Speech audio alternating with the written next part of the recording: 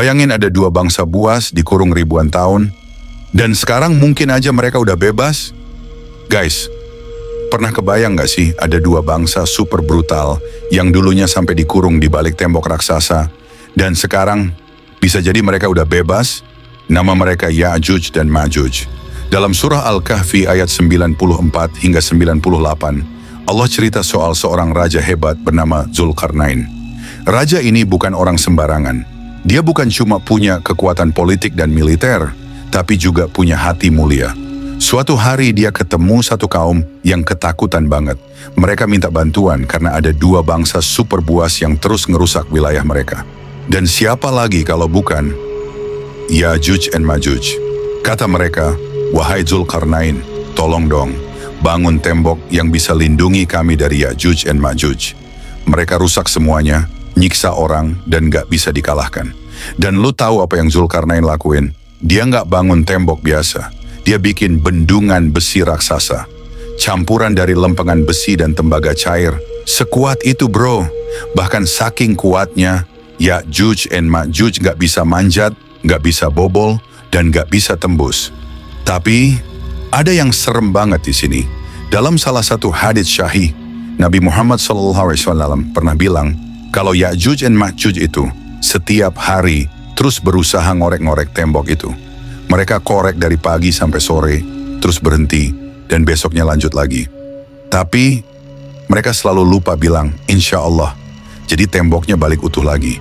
Sampai suatu hari, mereka akhirnya bilang, insya Allah. Dan waktu itu, mereka berhasil bobol. Serem gak sih? Bisa jadi, hari itu udah deket banget.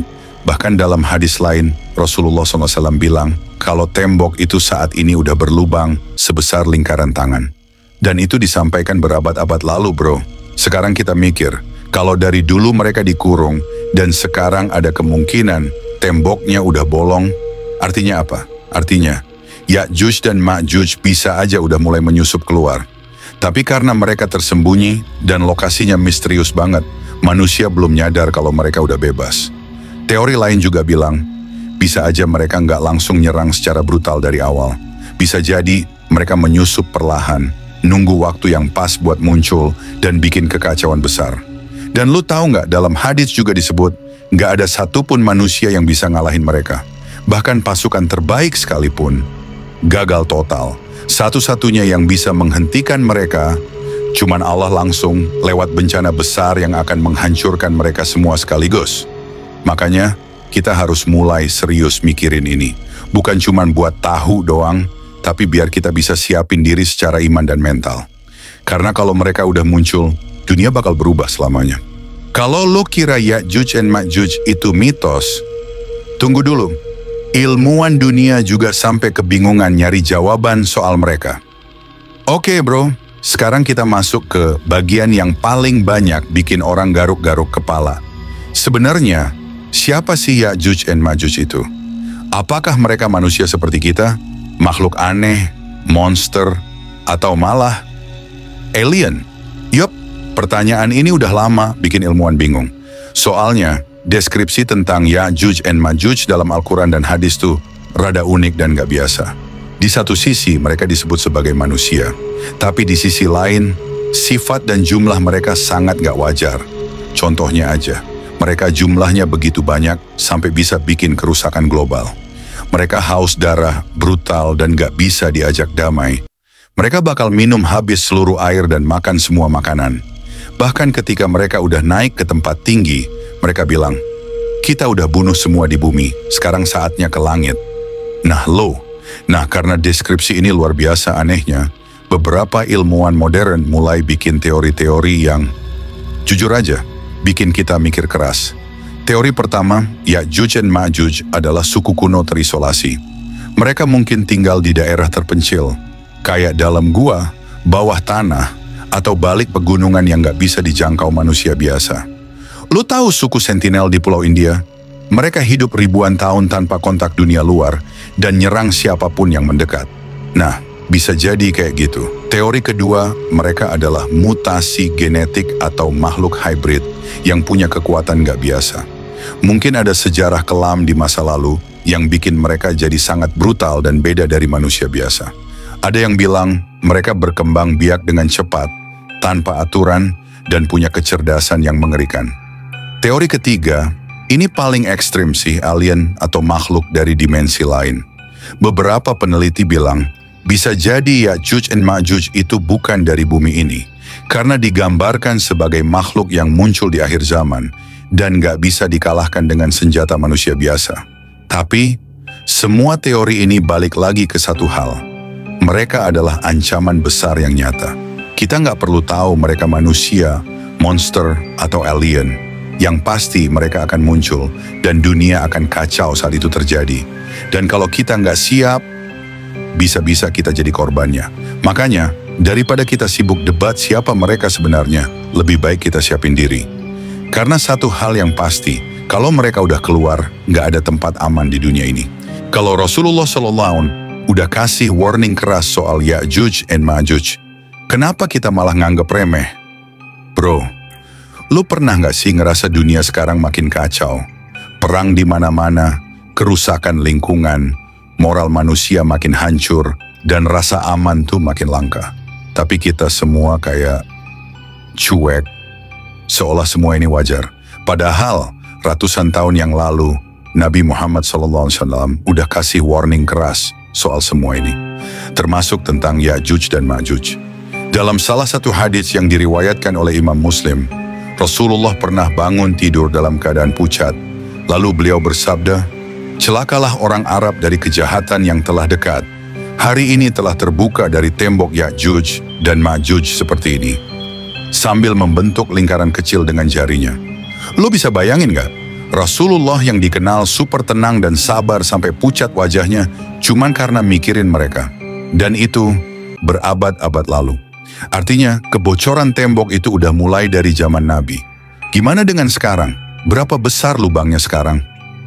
Lebih ngerinya lagi, mereka bakal muncul setelah Dajjal dikalahkan.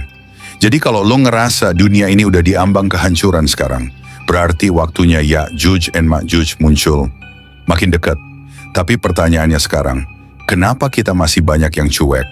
Apa karena mereka belum terlihat? Atau karena kita lebih fokus ngejar dunia? Atau karena kita ngerasa ini semua cuma mitos? Padahal semua tanda-tandanya udah kelihatan. Dunia penuh fitnah, manusia mulai saling benci tanpa sebab. Perang dan bencana silih berganti, moral rusak, agama ditinggalkan, dan teknologi dipakai untuk merusak, bukan memperbaiki. Jangan tunggu mereka muncul baru lo tobat. Jangan nunggu kehancuran baru lo sadar. Kita semua harus balik lagi ke jalan yang benar. Karena, kata Rasulullah, satu-satunya cara menghadapi semua ini bukan dengan kekuatan militer, bukan dengan teknologi canggih, tapi dengan iman yang kuat dan taat pada Allah. Saat mereka keluar nanti, nggak ada senjata yang bisa ngelawan. Nggak ada bunker yang cukup aman. Satu-satunya benteng adalah ketaatan lo sama Allah. Lo pikir ini semua cuma cerita horor zaman dulu? Salah besar. Ini nyata dan bisa terjadi kapan aja. Oke, sekarang waktunya kita tarik semua kesimpulan. Karena banyak orang masih nganggep Ya'juj dan Ma'juj itu dongeng, mitos, atau sekadar kisah horor zaman dulu. Tapi bro, ini bukan kisah karangan. Ini fakta yang udah ditulis jelas dalam Al-Quran dan hadis syahih. Surah Al-Kahfi ayat 94-98 udah dengan sangat detail nyeritain soal tembok yang dibangun Zulkarnain untuk mengurung Ya'juj dan Ma'juj. Rasulullah SAW pun berkali-kali memperingatkan soal bahaya besar mereka. Bahkan disebut sebagai tanda besar hari kiamat yang akan mengubah wajah dunia. Yang lebih gila lagi disebut bahwa jumlah mereka sangat besar. Saking banyaknya ketika mereka lewat, sungai bisa langsung kering, tanah jadi tandus. Gak ada satu makhluk pun yang bisa selamat kalau mereka lewat. Ada hadits yang bilang setiap satu orang dari mereka punya 1000 keturunan yang siap ikut dalam kekacauan. Kebayang gak tuh jumlahnya? Dan lo tahu cara mereka mati nanti? Bukan karena senjata, bukan karena pasukan manusia, tapi karena Allah akan turunkan semacam penyakit yang bikin mereka mati satu persatu dalam semalam. Seperti ulat kecil yang muncul di leher mereka dan semua mati bergelimpangan. Baru setelah itu, bumi bisa tenang. Tapi sebelum itu terjadi, dunia akan penuh dengan darah, teror, dan kehancuran. Jadi sekarang lo punya dua pilihan. Satu, anggap ini semua cuma cerita serem dan lanjut hidup kayak biasa. Dua, atau sadar bahwa dunia kita lagi menuju titik akhir dan mulai berbenah dari sekarang, mulai dari diri sendiri. Benerin salat, perbaiki hubungan sama Allah, kurangin maksiat, dan rajin belajar ilmu akhir zaman.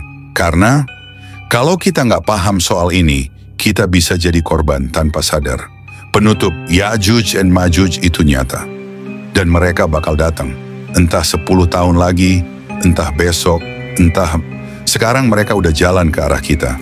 Dan saat itu terjadi, satu-satunya yang bisa selamat adalah mereka yang beriman dan bertawakal total pada Allah.